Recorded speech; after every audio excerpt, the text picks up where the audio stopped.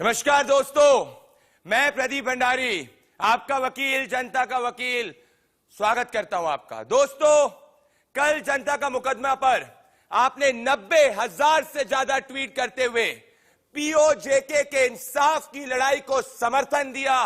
आपने daily Hunt पर 50 लाख से ज्यादा संख्या में देखकर और कू और ट्विटर पर समर्थन देते हुए यह बता दिया कि जनता का मुकदमा ही देश के जनता का मुकदमा है और देश का मुकदमा है।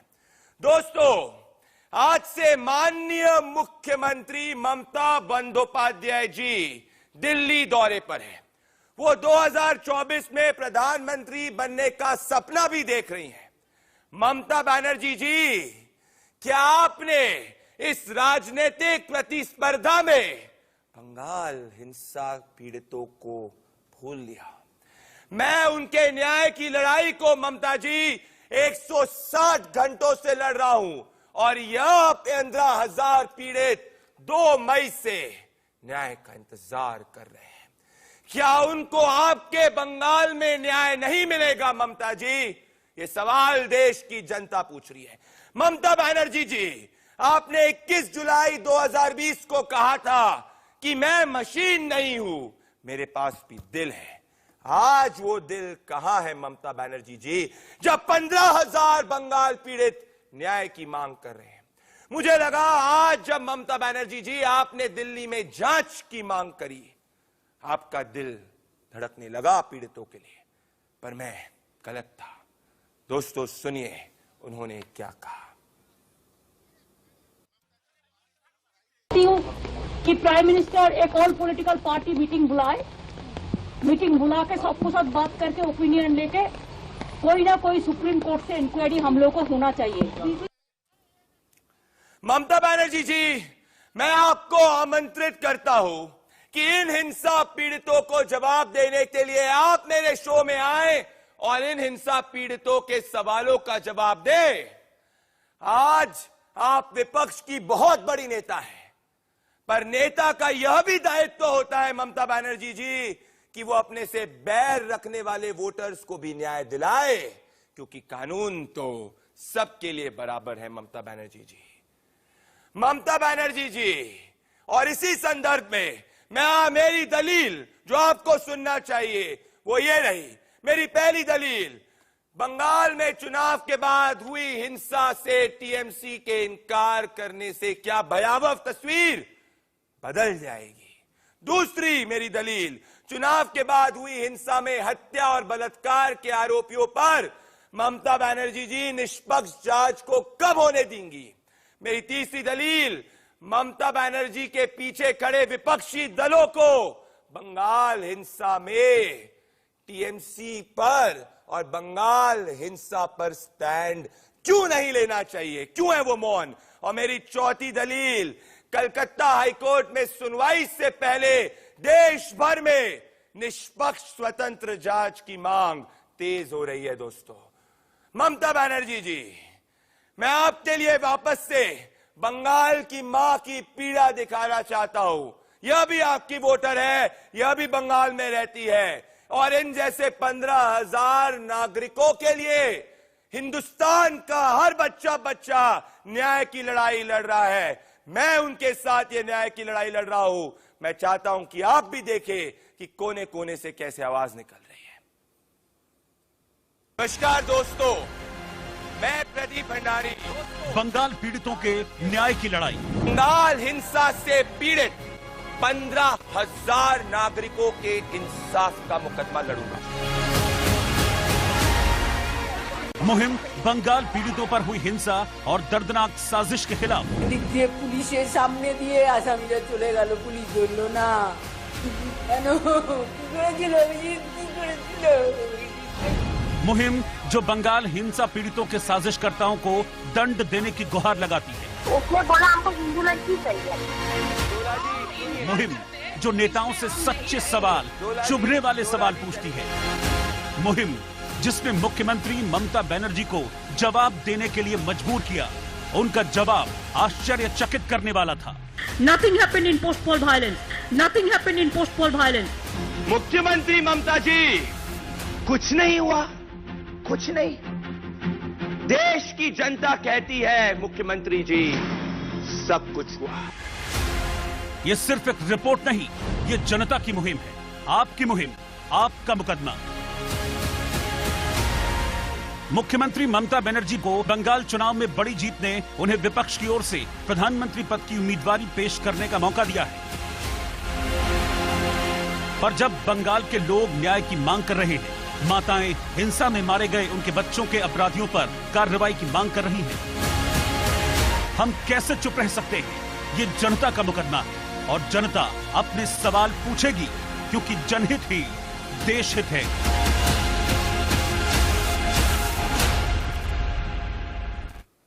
मेरे साथ बंगाल बीजेपी के अध्यक्ष दिलीप घोष जी जुड़ रहे हैं। दिलीप घोष जी, मेरे साथ जुड़ने के लिए बहुत बहुत धन्यवाद। मेरा पहला सवाल दिलीप घोष जी आपसे यह है कि दिलीप घोष जी, दीदी अपने आप को प्रधानमंत्री के उम्मीदवार के रूप में देखती है, पर 15,000 से ज्यादा बंगाल हिंसा के पीड़ितों के न्याय का क्या आप लोग अब भी बंगाल हिंसा के पीड़ितों के न्याय को उसी तीव्रता के साथ लड़ेंगे? क्या भूल चुके हैं उस न्याय को? पिछले कई महीनों से बड़ी टेंशन में थी, चुनाव थी, उसके बाद राजनीतिक हिंसा इतना जोर शोर से चल रहा है, लोग अभी भी बेघर हैं, अभी भी खून खराबा हो रहा है। तो वैक्सीन को लेकर बहुत बड़ा घोटाला, कालाबाजारी हो रही है, कानूनी व्यवस्था टूट चुकी है, नौकरी के लिए रोज प्रदर्शन चल रहा है और लाठीचार्ज हो रहा है। इससे थोड़ी सी रिलैक्स करने के लिए दिल्ली आए हैं और भी एक दो नहीं 40 लोगों को लेकर आए, पूरा बंगाल भवन को बुक करके रखे हैं। तो मुझे लगता है एक पॉलिटिकल टूरिज्म है और बंगाल की राज्य की जो आर्थिक हालत खस्ता है उससे भी निजात पाने के लिए प्रधानमंत्री के पास आए हैं मिलने के लिए, थोड़ा सा मदद कर दीजिए, क्योंकि इतना चरम पर भ्रष्टाचार वहां है, हर चीज लूट जाता है वहां, सरकारी योजनाओं के कोई भी सुविधा आपको बिना कटवानी को मिलता नहीं है। इसीलिए लोग तरस रहे हैं वहां, लेकिन ममता बनर्जी के पास चारा नहीं है, केवल राजनीति है। पर दिलीप घोष जी, इस समय देश में संसद चल रही है और कई लोग का यह भी कहना है कि जितनी प्रखरता के साथ आपको बंगाल हिंसा के पीड़ितों की आवाज उठानी थी, आप लोग नहीं उठा रहे हैं। क्या आपके मेंबर ऑफ पार्लियामेंट सदन में बंगाल हिंसा के पीड़ितों की आवाज उठाएंगे? पार्लियामेंट चल कहां रही है? पार्लियामेंट चल नहीं रही है और चलने नहीं दिया जा रहा है। टीएमसी के लोग इसीलिए बहुत ज्यादा आक्रामक और इस प्रकार सीन क्रिएट कर रहे हैं कि ये विषय ना उठे। पार्लियामेंट चलेगा, हमने नोटिस देकर रखा है, जरूर इसके लिए चर्चा हो और उसके लिए हम भी उठाएंगे, लेकिन चलने नहीं दिया जा रहा है कि वो चाह नहीं रहे कि पार्लियामेंट चले और देश की जो जरूरी विषय है वो इसमें चर्चा हो, बिल पास हो, सरकार का विकास का काम जो है वो ना बढ़े आगे, क्योंकि उनको तो कुछ करना नहीं है, राजनीति करना है।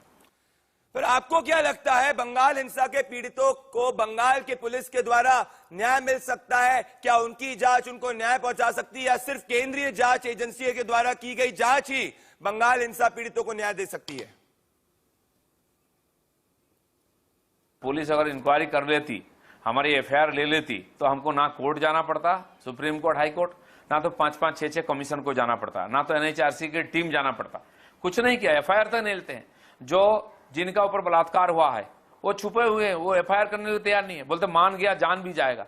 जिनकी परिवार की लोगों की हत्या हो गई है वो बोलते एक तो मरा, बाकी 3 जिंदा है, उनको भी मार देंगे। ये स्थिति है।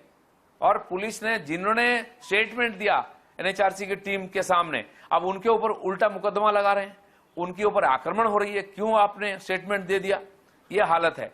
तो इसीलिए हमको मजबूरी में कोर्ट में जाना पड़ा। कोर्ट के आदेश से ये ह्यूमन राइट्स कमीशन की टीम गई है और अलग अलग केस, लगभग 12,000 हिंसक घटनाओं की हमारे पास आई है नोटिस, और ये सारे हम अदालत को या तो अलग अलग कमीशन को भेजा, SC, ST, OBC, माइनॉरिटी, बाल अधिकार, महिला अधिकार जो कमीशन है सबको भेजा, ह्यूमन राइट कमीशन को भी। उसके आधार पर कोर्ट ने कार्रवाई की है और वो कोर्ट का जो कार्रवाई है टीम उसको भी अमान्य कर दिया ममता बनर्जी ने कि ये नहीं मानते हैं हम। तो जो कोर्ट नहीं मानते हैं, संविधान नहीं मानते हैं, तो कैसे सरकार चलेगा? वो देश है कि देश के बाहर का राज्य है? नहीं, पर दिलीप घोष जी, लोग ये भी कह रहे हैं कि गृह मंत्रालय आपके पास है, केंद्र सरकार आपकी है, 2 मई के बाद जिस तरीके से आपको रिएक्ट करना चाहिए था हिंसक घटनाओं के ऊपर, उस तरीके से आप रिएक्ट नहीं कर पाए और आप सिर्फ कोर्ट भरोसे है। तो क्या आपने अपने दायित्व को नहीं निभाया? कार हो जो सुनेगा, कोई कानून व्यवस्था हो, कोई लोकतंत्र हो। अब देखिए 120 करीब कॉर्पोरेशन और म्यूनिसिपैलिटी का चुनाव 2 साल से लंबित है।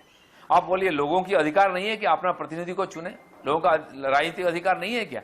और उनसे विकास हो, लोगों का सुनवाई, लोगों की जो सुविधा है मिनिमम वो भी देने के लिए उनके पास प्रतिनिधि नहीं है, चुनाव नहीं होता है।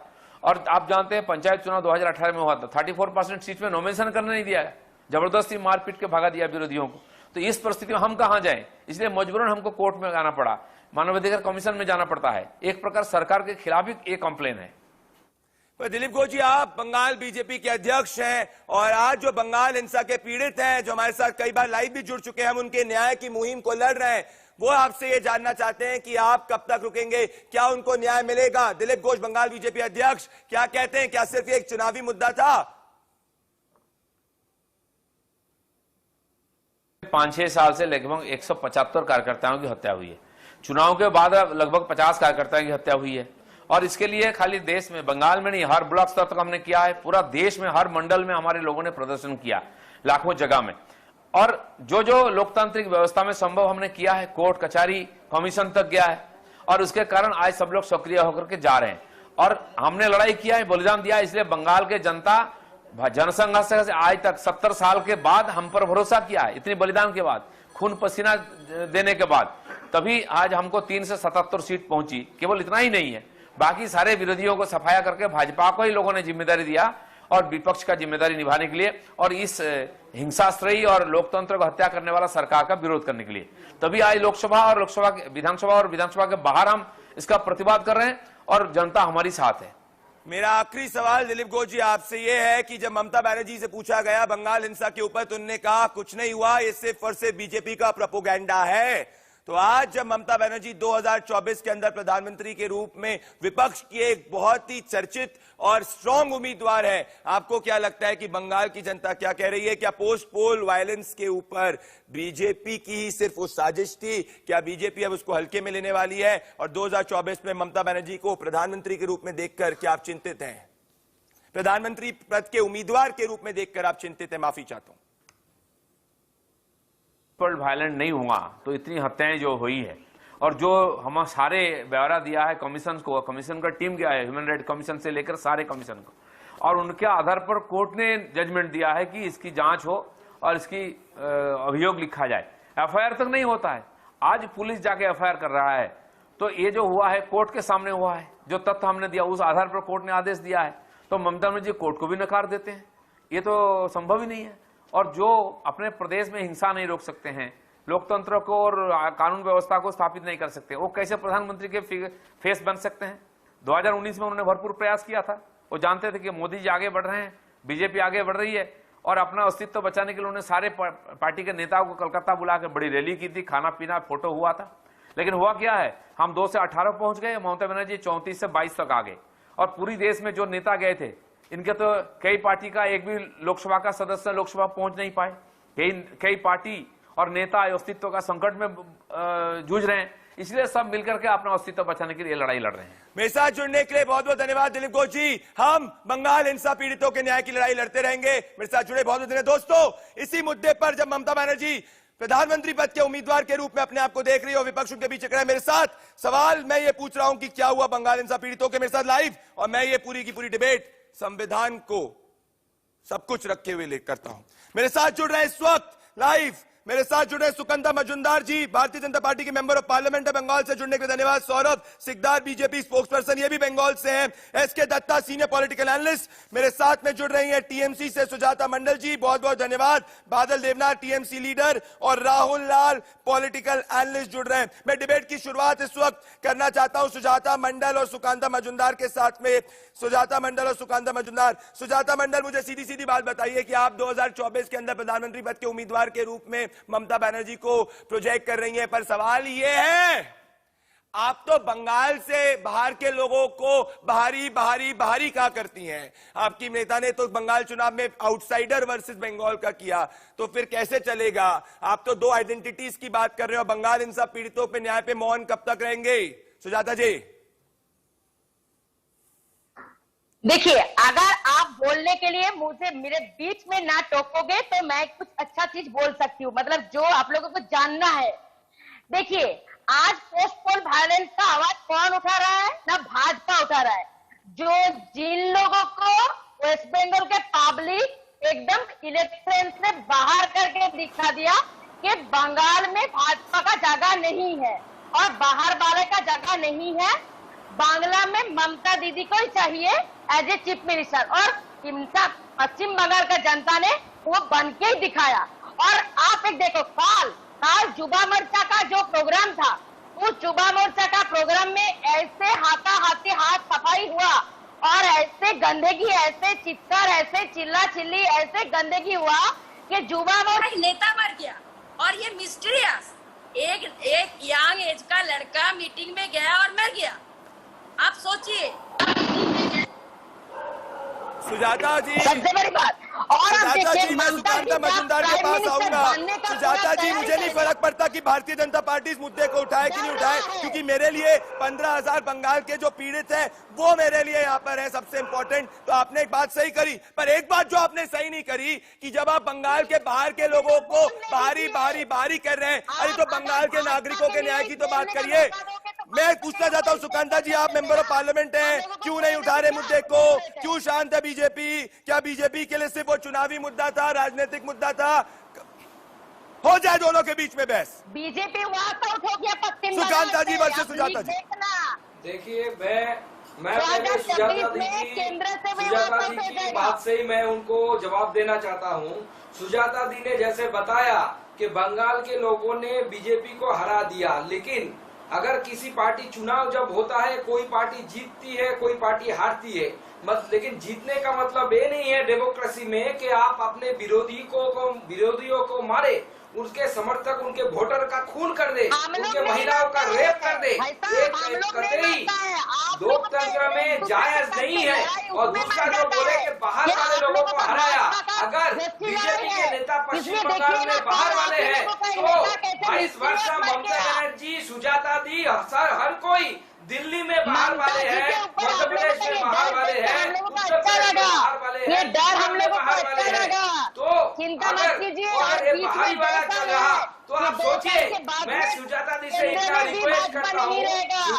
इतना रिक्वेस्ट करता हूँ कि बंगाल के कितने सारे माइग्रेंट लेबर जो बाहर के स्टेटों में काम करते हैं, अगर वहाँ के लोग उनको सबको भगा दे तो बंगाल में वो क्या नौकरी दे सकते हैं? हिम्मत है ममता बनर्जी की सरकार में इतना जॉब क्रिएशन करना? 8 सीट के लिए 6 सीट के लिए। सुकांता जी, ये सिर्फ जॉब की बात नहीं है, ये लोगों के जीने के अधिकार की बात है। माफी चाह रहा हूँ, मैं आपको रोक रहा हूँ। ये जॉब की बात नहीं है, ये उस माँ की बात है जिसने अपने बच्चे को खोया। ये उस माँ की बात है जिसकी बेटी को उसकी आंखों के सामने रेप हुआ। इसका जिक्र, इसका संज्ञान कलकत्ता हाईकोर्ट भी ले चुका है। तो मुझे नहीं फर्क पड़ रहा कि बीजेपी टीएमसी, मेरे लिए 15,000 बंगाल के पीड़ित हैं और उनको जीने का अधिकार है, भले वो किसी पार्टी के पक्ष में और विपक्ष में। और एसके दत्ता और राहुल लाल इस पाएंगे।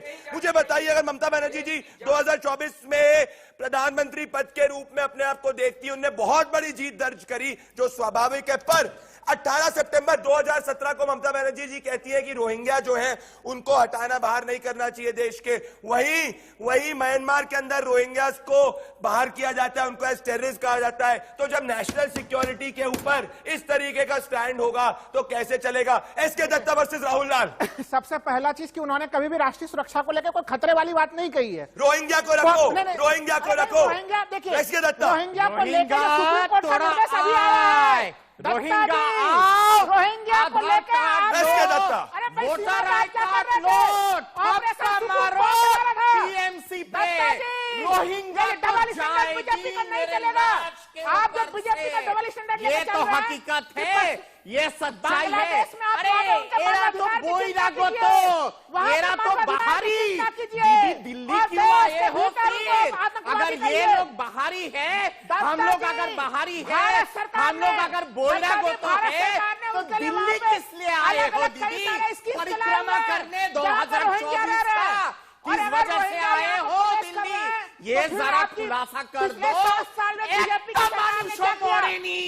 एक भी आदमी घायल नहीं हुआ, एक भी आदमी मरा नहीं है। फटकार लगा है कलकत्ता हाईकोर्ट से, थप्पड़ पड़ा है कलकत्ता हाईकोर्ट से। कलकत्ता हाईकोर्ट ने कहा झूठ बोलते हो, माफी मांगो, एफिडेविट दो। अंतिम चेतावनी कलकत्ता हाईकोर्ट ने दिया है। कलकत्ता हाईकोर्ट ने कहा है बंगाल सरकार अगर कोई भी किसी भी प्रकार के राजनीतिक हिंसा की समर्थन नहीं करता है, अगर कोई किसी भी प्रकार के राजनीतिक हिंसा का समर्थन नहीं करता है, तो मुझे बताइए सौरभ सिकदार जी, आप भारतीय जनता पार्टी के स्पोक्सपर्सन हो, मेरे मित्र बादल देवनाथ आप मेरे मित्र हैं। हम दोनों आपस में सब व्यूज पे एग्री नहीं करते, पर मैं आपको अपना मित्र मानता हूं। सौरभ सिकदार और बादल देवनाथ आप पढ़ के आए आज अच्छी तरीके से? पढ़ के आए ना? पूरा रिसर्च है? ये कैसे भाषा है ये इनका? मुझे बताइए। चलिए सुनिए, देखिए नाराज अब आपसे मैं जो पूछूंगा, सौरभ सिकदार सुनिएगा। डेरिक ओब्रायन, मेरे पास सब तथ्य रहते हैं भाई, हम पढ़ के आते हैं, हम जनता के वकील हैं। डेरिक ओब्रायन ने कहा था, उनने एक आर्टिकल में लिखा था कि बंगाल को सिर्फ बंगाली ही चला सकता है। दोस्तों ये आर्टिकल इधर है, बंगाल को सिर्फ बंगाली ही चला सकता है और बंगाल में बाहरियों की जगह नहीं है। तो फिर ममता बनर्जी जी जब उत्तर प्रदेश के अंदर वोट मांगने जाएंगी तो क्या बाहरी रहेंगी? क्या वो बिहार के अंदर वोट मांगने जाएंगी तो बाहरी रहेंगी? क्या वो मध्य प्रदेश के अंदर वोट मांगने जाएंगी तो बाहरी रहेंगी? तो इस देश के अंदर जहां इस संविधान के हिसाब से सिर्फ भारतीय आइडेंटिटी है, आप लोग रीजनल आइडेंटिटी, एक ही सिटीजनशिप है इस देश की। बादल देवनाथ, वो है हिंदुस्तान की सिटीजनशिप और किसी की बंगाल की कोई सिटीजनशिप नहीं है। तो आपके ऐसे स्टैंड को देश कैसे स्वीकारेगा? सौरभ सिकदार वर्सेस बादल देवनाथ। नहीं ऐसे नहीं डिबेट नहीं होगा, मैं चला जाऊंगा। सौरभ सिकदार मतलब बादल देवनाथ तो क्या है? देखिए मैंने पहले ऐसा नहीं उसके बाद सौरभ बोलेगा। देखिए बोलिए बादल जी, सौरभ सिकदार सौरभ सिकदार बादल देवनाथ के बाद में नाराज होते। बादल देवनाथ देखिए, आपको सौरभ सिकदार काउंटर करेंगे, सौरभ सिकदार को बादल देवनाथ काउंटर करेंगे। ये पार्टी मीटिंग नहीं चल रही है, डिबेट है। बोलिए बादल देवनाथ, फिर सौरभ सिकदार आएंगे। बोलिए बादल देवनाथ। थोड़ा चुप कीजिए आप। मैं आपको जो कहना चाहता हूँ इंडिया न्यूज के माध्यम से, आप 15,000 करके 15,000 फीस का बात कर रहे हैं। अभी दिलीप दा ने आपके सामने खुद कहा 15,000 नहीं 12,000 कहा आपके सामने। आप खुद क्यों एंकर होकर झूठ बोल रहे हैं? अरे मैं झूठ नहीं बोल रहा हूँ, मैं राष्ट्रीय मानवाधिकार आयोग की रिपोर्ट पढ़ रहा हूँ। राष्ट्रीय मानवाधिकार आयोग की रिपोर्ट के हिसाब से 15,000 है, जिसका संज्ञान कलकत्ता हाईकोर्ट ले चुका है। समझिए मेरी बात। सपोर्ट कर रहे हो सौरभ सिकदार वर्सेस बादल देवनाथ। 12,000 को भी सपोर्ट कर रहे हो। सौरभ सिकदार वर्सेस बादल देवनाथ। देखिए सबसे पहले तो जो डेरेक ओब्रायन ये ट्वीट किया है, ये डेरेक ओब्रायन क्या बंगाली है? अगर डेरेक ओब्रायन बंगाली है तो सारे भारत में रहने वाला लोग बंगाली है, बंगाल में रहने वाले हर भाषाभाषी बंगाली है। जो डेरेक ओब्रायन ये ट्वीट कर रहा है वो क्या बाई बार्थ बंगाली है? नहीं है ना। लेकिन हम तो उसको बंगाली बोलते। बंगाल में जो रहते हैं वही बंगाली है और बंगाल भारत का एक हिस्सा है। भारत के रहने वाले कोई आदमी बंगाल में आ सकता है, जवाब दीजिए, काम कर सकता है। कोई बंगाल का कोई टुकड़ा नहीं है। ऐसे मैं डिबेट नहीं करता हूँ। आज नेशनल चैनल पर मैं रहता हूँ, सुबह शाम मैं रहता हूँ, ऐसे कोई पूछता नहीं, ऐसे मैं डिबेट नहीं करता हूँ। आपका चैनल में बहुत सारे डिबेट किया, कल 2 दिन पहले मोनिश जी का भी प्रोग्राम किया, लेकिन ऐसे डिबेट नहीं होता है। आपको पहले सुनना चाहिए सर। बादल जी बोलिए, आप पूरा मौका दे रहा हूँ। बादल जी बोलिए, ये पार्टी मीटिंग नहीं है, तब मैं आपको पूरा लोकतांत्रिक मौका दे रहा हूँ। बादल देवनाथ, सौरभ सिकदार आ रहा हूँ, थोड़ा सा बौखला रहे हैं बादल देवनाथ। बोलिए बादल देवनाथ, बोलिए 20 सेकंड के लिए बोलिए। कोई नेशनल चैनल पर कोई एंकर मेरे साथ ऐसे बात नहीं करता है। बादल देवनाथ बोलिए, टची मत होइए, बोलिए। कोई नेशनल आपका चैनल कोई भी एंकर ऐसे मेरे साथ बात नहीं करता। बादल जी तथ्यों पे आइए, बादल जी मेरे साथ तथ्यों पे आइए।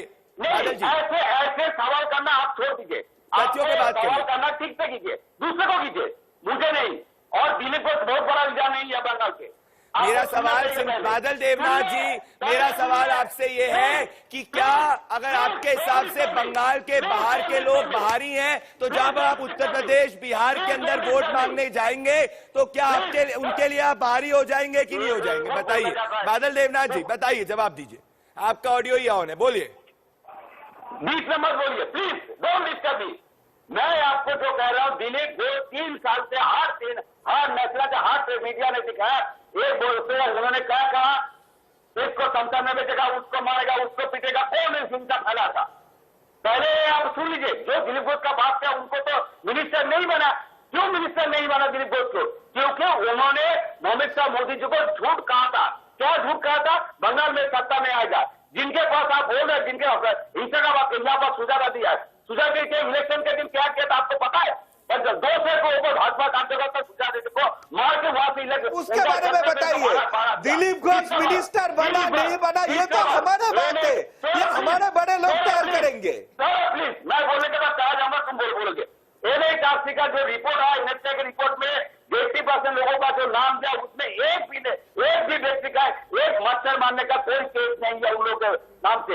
आप झूठा रिपोर्ट मार और यहाँ पर बलात्कार का जो बात किया, मैं आपको चैलेंज कर रहा हूँ, बंगाल के एक नाम बता दीजिए, एक इलाका जहां पर बलात्कार हुआ है। मैं चैलेंज करता हूँ आपको, इंडियन न्यूज में चैलेंज करता हूँ, और पूरा नेशनल सबको आज तक नहीं दिखा बलात्कार। अरे सुप्रीम कोर्ट में जाके 60 साल की मां ने बलात्कार के लिए विचार मांगा है, अब फिर भी बोल रहे कहा बलात्कार? एसके दत्ता, कलकत्ता हाईकोर्ट अंधा है, नेशनल ह्यूमन राइट्स कमीशन अंधा है, वुमेन कमीशन अंधा है, सब अंधा है, और बंगाल में मीराबाई की भजन हो रही है। काटो राहुल जी रुक जाइए, और फिर जाओ। मेरे तो गिरिधारी गोपाल, रोहिंग्या मेरी बात, बादल देवनाथ, गिरिधारी गोपाल, मेरी बात सुनिए। राहुल लाल और मेरी बात, सच्चाई है। राहुल लाल और एसके दत्ता जी, राहुल लाल और एसके दत्ता जी, बादल देवनाथ, मेरी बात ध्यान से सुनिए। मेरे पे जब निजी हमले खत्म हो गए, मेरी बात ध्यान से सुनिए। पार्टी मीटिंग नहीं है, मैं आपसे सवाल पूछूंगा जितना आपको दिक्कत हो। कलकत्ता हाईकोर्ट ने राष्ट्रीय मानवाधिकार आयोग की रिपोर्ट का संज्ञान लिया है।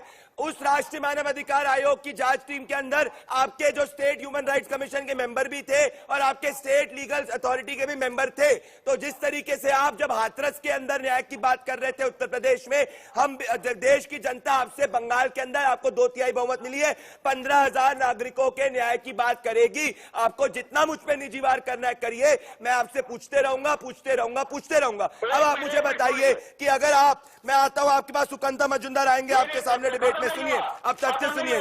आप जब मैं आपके पास आऊंगा, मैं आपके पास आ रहा हूं बादल देवनाथ, सुकंता मजुमदार आ रहा हूं आपके पास, पर इस वक्त की सबसे बड़ी खबर है, सबसे बड़ी खबर बादल देवनाथ, मैं आ रहा हूं आपके पास। बड़ी खबर तुरंत लेते हो, फिर वापस आ रहे हैं। मुकदमा दोस्तों, मैं सवाल पूछता रहूंगा क्योंकि ये न्याय की बात है, राइट टू लाइफ की बात है। सुकंता मजुमदार और बादल देवनाथ डिबेट में है। सुकंता मजुमदार मेंबर ऑफ पार्लियामेंट है बीजेपी से। मेरा सवाल है कि अगर पेगासस के ऊपर ऑल पार्टी मीटिंग है तो फिर बंगाल हिंसा के ऊपर ऑल पार्टी मीटिंग क्यों नहीं होनी चाहिए? सर्वदलीय बैठक बंगाल हिंसा के ऊपर क्यों नहीं होनी चाहिए? पार्लियामेंट के अंदर 15,000 बंगाल हिंसा के पीड़ितों के न्याय की बात क्यों चाहिए? सुकंता मजुमदार फिर बादल देवनाथ। सुकंता मजुमदार, बंगाल हिंसा हो, जो भी हो, पहला चीज है लोकसभा को चलने देना। अगर लोकसभा को चलने दे विपक्ष अपना, तो हम दूध का दूध, पानी का पानी, बंगाल में क्या हुआ, पेगासस में कितना सच है, कितना झूठ है, पूरा लोगों के सामने, देश के लोगों के सामने चले आएगा। इसलिए राज्यसभा में जब हमारे मंत्री वैश्वी जी पेगासस के बारे में बता रहे थे, अपने बयान दे रहे थे, तब तीनों लोगों को इसके जो सांसद, राज्यसभा के सांसद, निलंबित सांसद, उन्होंने पेपर लिया और पेपर फाड़ के फेंक दिया चेयरमैन के मुंह पे, क्योंकि जनता के सामने वो सच नहीं आने देते हैं। सच से भागना तृणमूल का काम है। तृणमूल के लीडरशिप से लेके बूथ के जो भी नेता है वो झूठ के सिवाय कभी कुछ नहीं बोलते।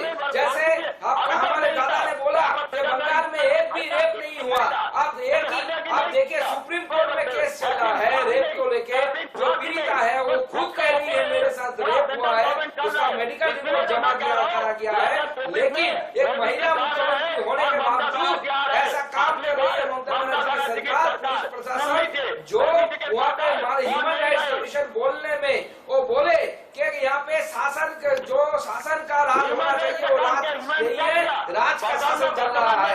तो ये हालत है बंगाल की, और पूरी बंगाल एकदम पूरी तरह से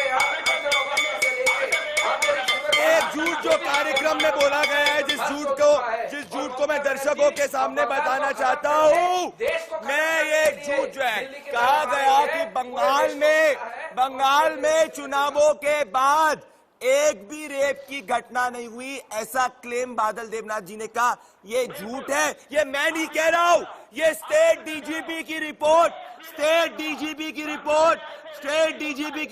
बंगाल की कह रही है। तो बादल देवनाथ जी पढ़ के आइए। मैं आना चाहता हूं सुजाता मंडल के पास। सुजाता मंडल जी और आ रहा हूं आपके पास भी आ रहा हूं, एसके दत्त और राहुल लाल। सुजाता मंडल जी और सौरभ सिकदार, मेरा सवाल सुनिए। सुजाता मंडल जी मेरी बात सुनिए। प्रियम्बल के पहले 3 अक्षर क्या है? पहले प्रियम्बल के पहले 3 अक्षर क्या है बताइए जरा मुझे। देश के संविधान में ये प्रियम्बल है, उसके पहले 3 अक्षर क्या है बताइए, क्या है? हेलो, मैं वापस पूछता हूँ। क्या मुझे सुना ही नहीं दिया? आप तो इतना टाइम से इतना बड़ा बात किया। नहीं, बहुत छोटा बात मैं चाह रहा हूँ। मैं आपको बस एक सवाल, प्रियम्बल है, ये देश का संविधान है, इसके अंदर प्रियम्बल है, उसमें पहले 3 अक्षर क्या है? प्रियम्बल। हाँ, प्रियम्बल। मुझे सुनाई नहीं दिया, ठीक तरह से आवाज नहीं आ रहा है। संविधान है, संविधान, देश में संविधान है, देश का संविधान है। देख यहाँ पे तो संविधान पाठ देने का पाठशाला तो नहीं है। हाँ, मैं तो पूरा संविधान एकदम पूरा मुखस्त करके आया, ये तो है। तो आपको पहले बोल देना चाहिए था कि ये संविधान बताने का बता नहीं रहा। न्यूज बुलाए आपके थ्रू। आप इतनी बड़ी लीडर है, आप इतनी बड़ी लीडर है, आप जब मेंबर, आप इतनी बड़ी लीडर है, मैं वापस से पूछता हूँ, देने के लिए बहुत इतनी बड़ी लीडर है सुजाता जी, आप इतनी बड़ी लीडर हैं, आपकी बंगाल में इतनी बड़ी फॉलोइंग है, जब आप बोलती है विपक्ष धारा कई लोग आरक्षाई हो जाते हैं। तो मेरा तो सिंपल सा सवाल है, संविधान में प्रियम्बल के पहले 3 अक्षर क्या है? बोलिए। हाँ बोलिए, मैं सिर्फ सिंपल सवाल। प्रियम्बल के पहले, ये तो मैं पहले बार आवाज ही सुनिए, मैं तो पहले बार ये शब्द ही सुना हूँ। आप तो ये संविधान का प्रियम्बल का पहला 3 अक्षर है we the people of India, इसी से शुरू होता है। सुजाता जी थोड़ा सा धैर्य रखिए। आरामबाग में आराम तो नहीं मिला आपको, बाग भी नहीं मिला, आरामो पानी बागो पानी आराम बागे, इसलिए थोड़ा सा धैर्य रखिए और सुनने का क्षमता रखिए। बलात्कार और सामूहिक बलात्कार अगर बंगाल में नहीं हुआ तो पाताल में हुआ है क्या सुजाता जी? कहाँ पे हुआ है बलात्कार? बंगाल में अगर नहीं हुआ तो पाताल में हुआ। अरे दीदी, आप जब यूपी जाएगी वोट मांगने, बिहार जाएगी वोट मांगने, तो कहेगी ये तो बंगाली नहीं है, ये तो बंगाली नहीं है। यूपी में जाके बोलेगी तुम तो बंगाली नहीं हो, तोड़ा तो बोल रहा तो, किंतु एशिया में वोट तो बोल रहा तो, ये तो बिहारी है, ये तो यूपी का है, ये तो तमिलनाडु का है, ये तो मराठी है, बंगाली नहीं है। यूपी में बोलूंगी जय बांग्ला, महाराष्ट्र में बोलूंगी जय बांग्ला, तमिलनाडु में बादल जी जय बांग्ला, वोट मांगूंगी यूपी से, तमिलनाडु से, क्योंकि प्रधानमंत्री का कुर्सी जो चाहिए, सिंहासन 32 का खेला है, सिंहासन 32 के खेला में बैठना तो है। सौरभ सिकदार और राहुल लाल, 2026 में होगा। सौरभ सिकदार, ठीक है, मौका दिया, टूट गया, सौरभ सिकदार और राहुल लाल, सौरभ सिकदार और राहुल लाल, सौरभ सिकदार जी मैंने और राहुल लाल जी मैंने इसलिए बोला, पहले पूछा कि प्रियम्बल तो सब हर नेता को पता होना चाहिए जो इस देश के पार्लियामेंट में जाना चाहता है। सुजाता जी इतनी बड़ी लीडर है, we the people of India. ये नहीं कहता कि we the people of Uttar Pradesh, we the people of Bengal, we the people of Bihar, we the people of Tamil Nadu. एक ही आइडेंटिटी है, इंडियन आइडेंटिटी। और इसीलिए जो लीडर अगर कहता है कि कोई राज्य के बाहर के लोग बाहरी हैं, तो वो नेता कितना भी बड़ा हो उसकी सोच राष्ट्रीय होनी चाहिए। ये बहुत महत्वपूर्ण है। और राहुल लाल ये गलत है। आ रहा हूं मैं, सौरभ सिकदार, सौरभ सिकदार राहुल लाल, पर मैं सौरभ सिकदार से पूछ, सौरभ सिकदार आपको पता है आप लोग ने भी बंगाल मेरे ख्याल से प्रदीप जी नहीं, आप लोग, मैं तो कह रहा हूं पर आप लोग बंगाल हम लोग जो भी राजनीति करते हैं, हाँ तो बोलिए आप बंगाल हिंसा पीड़ितों के साथ जितनी प्रखरता के साथ खड़ा होना चाहिए नहीं हुए। जब हाथरस होता है देश में सेफ डेमोक्रेसी होता है। आज आप बंगाल के अंदर पब्लिक सेंटिमेंट और पब्लिक कॉन्शियसनेस को क्यों नहीं कैप्चर कर पा रहे? 15,000 पीड़ित जो है वो मजाक नहीं है। सौरभ सिकदार जी आपकी भी विफलता रही है पब्लिक सेंटिमेंट को कैप्चर करने की, इस पे जिसका संज्ञान कलकत्ता हाईकोर्ट ले चुका है। बोलिए। देखिए आप जो कलकत्ता हाईकोर्ट में ह्यूमन राइट्स कमीशन ने जो रिपोर्ट पेश किया है, उसमें पहली बात क्या लिखा है? ये लिखा है कि वहां पे जो शासन चल रहा है वो कानून का शासन नहीं चल रहा है, शासक का शासन चल रहा है। आपको इसके मतलब ऐसे हम आपको 10 इंस्टेंट दिखा सकते हैं प्रदीप जी, अगर वहाँ पे रूल ऑफ लॉ नहीं चल रहा है, सीपीएम वाला चुप रहिए, आपको जिम्मेदारी है कि नहीं? एक सेकंड आप केवल कोर्ट के बहाने नहीं बच सकते। वहाँ पे ऐसा हुआ है पूरे घटनाक्रम के मामले पे सौरभ जी जिसके ऊपर आप ध्यान नहीं दे रहे हैं, किया गया है। अरे भाई ये तो बताइए सौरभ जी, अगर वहाँ पे आपको खुद लग रहा है हिंसा हुई है, जब आप फिर आपकी केंद्र सरकार में आप बैठे हुए हैं, होम मिनिस्ट्री क्या कर रही है? गृह मंत्रालय की कोई जिम्मेदारी नहीं है। आप केवल कोर्ट का नाम देकर बच जाएंगे। ये इसलिए डबल स्टैंडर्ड नहीं चलेगा। ये आपको पता है कि वो आंकड़े जो घटनाक्रम घटा है वो किस रूप में घटा है। आप जब इस मामले की जांच होगी तो आपको पता है, आप भी नहीं चाहते इस मामले की जांच हो। लेकिन सौरभ सिकदार जी मैं दावे के साथ कह रहा हूँ, ममता बनर्जी जरूर इसकी जांच कराएंगे। जिस तरह से प्रदीप भंडारी जी ने जनता की अदालत में इस मामले को उठाया है, वो जरूर इस मामले का जांच कराएंगे। और मैं इसमें कहना चाहूंगा कि बीजेपी के भीतर जो भीतराघात रहा है वो अभी हिंसा का बड़ा कारण रहा है। यही कारण है कि सौरभ सिकदार जी जैसे लोग जहाँ पे केंद्र में भी सत्ता में है वो केवल कोर्ट के बहाने बादल देवनाथ, सौरभ सिकदार जी, सौरभ सिकदार और राहुल लाल। सौरभ सिकदार जी आप बहुत प्रभावी रूप से बोल रहे हैं, पर मैं कहूंगा कि आपको जिस तरीके से बंगाल हिंसा पीड़ितों की आवाज को उठाना चाहिए था, आपकी पार्टी पब्लिक सेंटिमेंट को नहीं उस तरीके से कैप्चर कर पाई है। मेरी निजी सोच है, पर मैं आपने कहा आपको आप कह रहे हैं कि ये बंगाल के अंदर जो कलकत्ता हाईकोर्ट ने कहा है उस हिसाब से 356B पे आपको सोचना चाहिए। विरोधियों को वहाँ पे, अरे विरोधी को छोड़िए सौरभ सिकदार जी, आप रास्ते में उतारते हो तो अरेस्ट हो जाते हो। ठीक, सौरभ सिकदार जी आपने बात की बादल देवनाथ के साथ में सुकांता मजुमदार आएंगे। सुकांता मजुमदार, बादल देवनाथ, मैंने एक सीधा सवाल पूछा था सुजाता मंडल जी से, जिनको मैं आदर करता हूं पर्सनली, पर आज उनको प्रियम्बल ही नहीं पता। मेरी बात सुनिए बादल देवनाथ, आपने 4 दिन पहले आपकी पार्टी ने एक अनोखी चीज की थी, आप जानते हैं उसके बारे में? मैं एक जवाब मैं आपको मैं दे रहा हूं। नहीं, मेरे को जवाब नहीं, मेरे सवाल का पहले जवाब दीजिए। मेरे पे निजी हमला बाद में करिए, मेरा एक सवाल का जवाब दीजिए। बादल जी मैं आपको अनइंटरप्टेड टाइम दे रहा हूँ, मेरे सवाल का जवाब। रुकिए। नहीं, मेरी बात, आपने 4 दिन पहले पता था आपने क्या बोलिए। चुपचाप सुनिए। अरे उत्तर का सवाल तो पूछू। अरे बादल जी सवाल तो पूछू।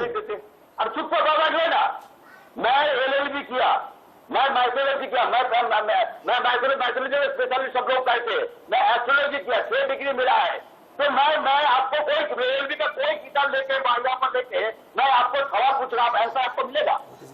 आप सुजाता जी को जैसे अपमान किया वो बिल्कुल आपका गलत सोच है, पहला सवाल। दूसरा, सुकांता राय यहाँ पर बादल जी आपकी बात, रुकिए, अरे ये कोई पार्टी मीटिंग थोड़ी है कि आप मेरे को निर्धारित करेंगे कब रुके। मेरा संवैधानिक हक है सवाल को पूछना, जैसा आपका जवाब देना है। मेरे सवाल को तो सुनिए आप, मेरे सवाल को सुनिए आप बादल जी, मेरे सवाल को सुनिए आप। 4 दिन पहले सुकांता मजुमदार, जब 4 दिन पहले बंगाल के अंदर एक स्कॉलरशिप, बादल जी पानी पीजिए, बादल जी प्लीज पानी पीजिए, बादल जी पानी पीजिए। सुकांता मजुमदार जी, 4 दिन पहले बादल जी मैं आप जैसे गंदे एंकर को ना हमारा पार्टी से सुजाता जी मैं आ रहा हूँ, सुजाता जी मैं आ रहा हूँ। 24 में आप लोगों को ठीक करा दिया जाएगा। आप इतना गंदा है इसलिए सरेआम आपका गुंडागर्दी दिखाई दे रहा है चैनल पे।